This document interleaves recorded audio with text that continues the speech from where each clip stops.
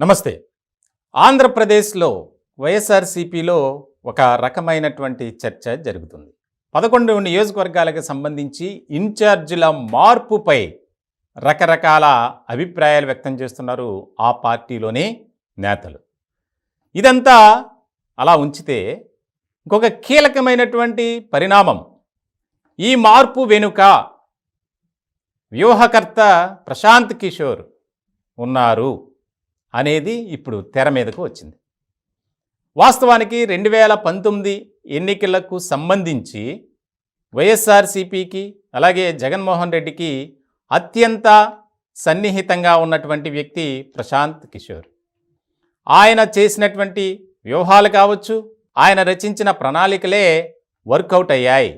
2019లో ఘన విజయం సాధించి అధికారంలోకి రావటానికి ప్రశాంత్ కిషోర్ అండ్ టీం చేసినటువంటి సర్వేలే దానికి కారణం అనేది అందరికీ తెలిసినటువంటి అంశం. ఇప్పుడు తాజాగా సడన్గా ఈ మార్పు ఎందుకు జరిగింది అనే దాని మీద ఎవ్వరికి అంతు పట్టని ప్రశ్న. ముఖ్యంగా దీని వెనుక వ్యూహకర్త ప్రశాంత్ కిషోర్ ఐప్యాక్ ఉంది అనేది వాస్తవం. ఎందుకనంటే గత కొన్ని నెలల క్రితం ఐప్యాక్ అండ్ టీమ్ అంటే పీకే అండ్ టీమ్ ఆంధ్రప్రదేశ్ మొత్తం సర్వే చేసి విజయ అవకాశాలపై ప్రజలు ఏమనుకుంటున్నారు అనే దాని మీద కొన్ని వర్గాల ప్రజల నుంచి సర్వే చేసింది పీకే టీం. అప్పుడు చాలా కీలకమైనటువంటి విషయాలు బయటపడ్డాయి, అంశాలు కూడా బయటకు వచ్చాయి. అవేంటంటే ఈసారి వైఎస్ఆర్సీపీ అధికారంలోకి రావటం కష్టమే. దాదాపు 140కు పైగా తెలుగుదేశం పార్టీ జనసేన పొత్తుతో సంపాదించుకోబోతున్నాయి. కేవలం 30 సీట్లతో పరిమితం అవుతుంది వైఎస్ఆర్సీపీ అనేది ఆయనకు గతంలో ఇచ్చినటువంటి రిపోర్ట్. అయితే ఇప్పుడు మంగళగిరి ఎమ్మెల్యే ఆళ్ల రామకృష్ణారెడ్డి రాజీనామా తర్వాత వేగంగా సమీకరణాలు మారాయి. 11 మంది సిట్టింగ్ ఎమ్మెల్యేలను మారుస్తూ వేరే నియోజకవర్గానికి ట్రాన్స్ఫర్ చేశారు. దీని వెనుక ఖచ్చితంగా ప్రశాంత్ కిషోరే నడిపిస్తున్నారు. ఎందుకనంటే ఈ 11 నియోజకవర్గాల్లో ఇప్పుడున్నటువంటి సిట్టింగ్ ఎమ్మెల్యేలను పెడితే ఒక్క సీటు కూడా గెలవద్దు అని తేల్చి చెప్పేశారట పీకే అండ్ టీం. ఇలాంటి నేపథ్యంలోనే అలా దాదాపు 80కి పైగా నియోజకవర్గాలు ఐడెంటిఫై చేశారట.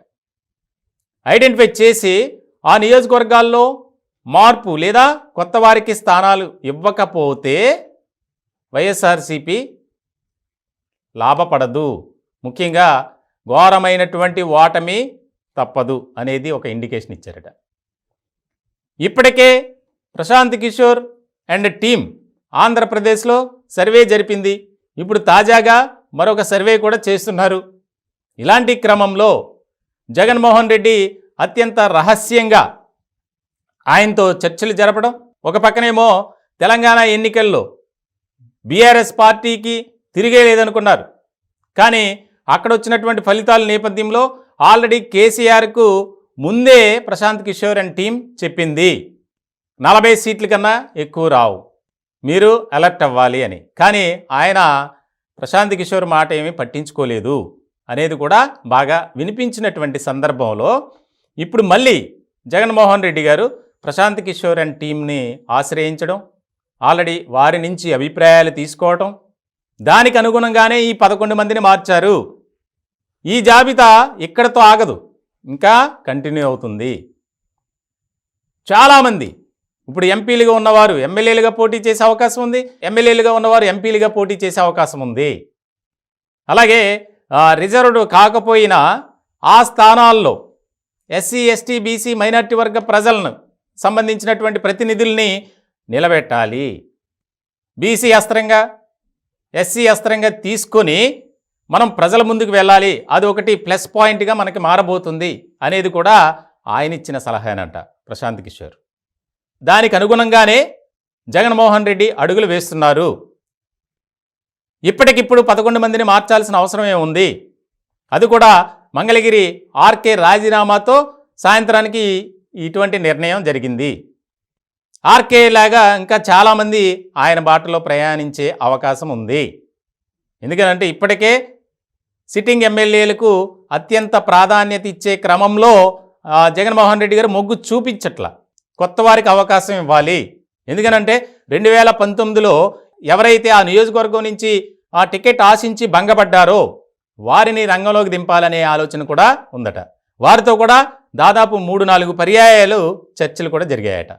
ప్రశాంత్ కిషోర్ చెప్పిన దాన్ని బట్టి ఒక రకంగా చూడాలంటే గనక కొత్త వారికి అవకాశం ఇస్తే గెలిచే అవకాశాలు ఎక్కువగా ఉన్నాయని ఆయన కరాఖండిగా చెప్పేశారట. ఇలాంటి నేపథ్యంలో పొమ్మనలేక పొగ పెట్టడం అనేది కూడా ఇక్కడ తెర మీదకి వచ్చింది. చాలామంది ఆ సిట్టింగ్ ప్లేసెస్ మారిస్తే ఎవరు కూడా అంగీకరించరు. ఎందుకంటే ఆ నియోజకవర్గాల్లో వారు పాతికిపోయారు. వారి అనుచరగణం కానీ లేదా అక్కడ చేసినటువంటి అభివృద్ధి కార్యక్రమాలు కానీ వారికి ఉన్నటువంటి పేరు ప్రఖ్యాతలతోనే ముందుకు వెళ్ళాలని ఎవరైనా ఆలోచిస్తారు. కానీ ఇప్పుడు జగన్మోహన్ రెడ్డి గారు తీసుకున్న నిర్ణయంతో అది కనిపించట్లా. ఈ 3 నెలల సమయంలో ఎంత హార్డ్ వర్క్ చేసినా ఆ స్థాయికి ఆ నాయకుడు రాలేడు. ఎందుకంటే నియోజకవర్గం మారిన తర్వాత అని ఎన్ని కింద మీద పడ్డా సరే ప్రజల్లో ఒక రకమైనటువంటి సపోర్ట్ అనేది సంపాదించుకోవడం చాలా కష్టం. అది ప్రత్యర్థి పార్టీకి అవకాశంగా మారుతుంది అనేది కూడా బాగా వినిపిస్తుంది. మరి 3 నెలల టైంలో ఏ రకమైనటువంటి కార్యక్రమాల ద్వారా ప్రజలకు చేరువవుతారు, దగ్గర అవుతారు అనేది ఇక్కడ చాలా కీలకంగా మారినటువంటి అంశం. ఇప్పుడు వైఎస్ఆర్సీపీ వర్గాల్లో అదే ప్రచారం జరుగుతుంది. అదేదో ముందే చేస్తుంటే బాగుండేది కదా, ఇప్పుడు 3 నెలల్లో ఎలక్షన్స్ వస్తున్నాయి, ఇప్పుడు చేసి ఉపయోగం ఏముంది, లాభం ఏముంది, అనవసరంగా వచ్చే సీట్లు కూడా పోగొట్టుకునే పరిస్థితి కనిపిస్తుంది అనేది వారు చర్చించుకుంటున్నారట వైఎస్ఆర్సీపీలోనే. కానీ ప్రశాంత్ కిషోర్ ఆయన ఏది చెప్తే అది చేస్తూ ముందుగా, ఎందుకంటే పరిస్థితులు మారుతున్నాయి. పక్క రాష్ట్రంలో ఊహించని ఫలితాలు వచ్చాయి కాంగ్రెస్ పార్టీకి. అలాగే వైఎస్ఆర్సీపీకి ఇంకొక మైనస్ పాయింట్, కాంగ్రెస్ పార్టీ ఏపీలో బలపడుతుంది. దానికి సంబంధించి ఏపీ పగ్గాలు ముఖ్యమంత్రి జగన్మోహన్ రెడ్డి గారి సోదరి షర్మిలకు ఇవ్వాలని అధిష్టానం యోచిస్తుందట. ఇవన్నీ ఒక్కసారిగా కూర్చొని మాట్లాడి ప్రశాంత్ కిషోర్ చెప్పినటువంటి స్టెప్ మొదట తీసుకున్నారు. ఇంకా చాలా మార్పులు చేర్పులు ఉంటాయి. కొంతమందిని మా ఎంపీలుగా ఉన్నటువంటి వారిని ఎమ్మెల్యేలుగా పోటీ చేయండి అని చెప్తారు. అలాగే ఎమ్మెల్యేలుగా ఉన్నటువంటి కొంతమందిని ఎంపీలుగా పోటీ చేయండి. వారికి ఇష్టమా ఇష్టం లేదా అనేది పక్కన ఉంచుతాం. అంటే పొమ్మన లేక పొగ పెట్టడం అనేది ఇక్కడ క్లియర్గా అర్థమవుతుంది అనేది కూడా పార్టీ వర్గాల్లో, రాజకీయ వర్గాల్లో, ప్రజల్లో కూడా చర్చ జరుగుతుంది. ఇది ఎలాంటి పరిణామాలు, ఎలాంటి సమీకరణాలకు కారణమవుతుందనేది కీలకంగా మారినటువంటి అంశం.